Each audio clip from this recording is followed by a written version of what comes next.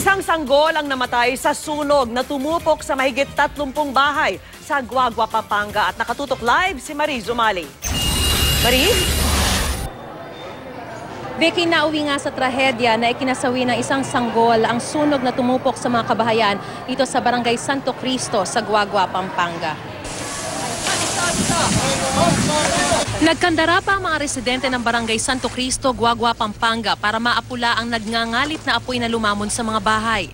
Sa inisyal na investigasyon ng Bureau of Fire Protection, pasado 10:00 ng umaga ng sumiklab ang sunog na tumupok sa halos 40 bahay.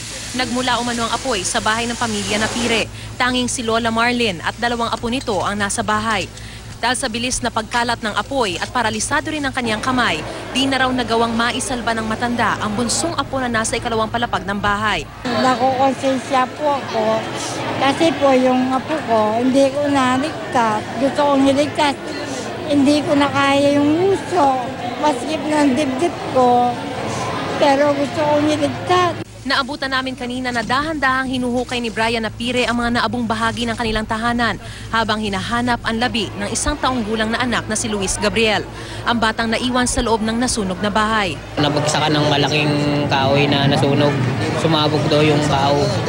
Pero kung bumaba siya dun sa baba, dapat may makikita pa rin kahit konti. Masakit na masakit po. Hindi na po ako makapasok talaga. Nagbabaga na po yung bahay namin. Hindi na po ako makapasok. Nagbabagsakan na po yung mga kahoy doon sa aming bahay. Aabot sa mahigit 60 pamilya ang nawala ng bahay. Hindi pa alam kung ano ang pinagmulan ng apoy. Naging pahirapan ang pag-apula sa sunog na umabot ng Task Force Alpha. Kaya tumagal ng 5 oras ang sunog bago naapula. Napakahirap unang-una. Masyadong yung mga bahay dito almost made of woods. Mga matatandang bahay, and at the same time, masisikip kasi yung daanan. Hirap na hirap pumasok yung mga fire trucks natin, halos hindi magkasya. Panawagan ngayon ng mga nawalan, tulong. Ang laki-laki na ng sunog, wala na kami naligtas. Hindi na kayang timbal-timbal-timbal pagbuhos, hindi na kayang patayin. Sabi ng mister ko, wala na, maubos na lahat yung bahay, sabing ganon. Pakakainin natin sila, no? Dahil walang naiwan sa kanila. And then we will give financial support.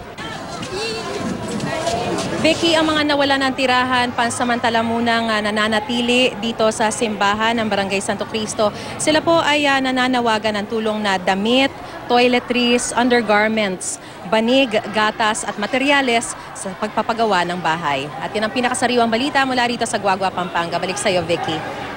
Maraming salamat sa iyo, Marie Zumali.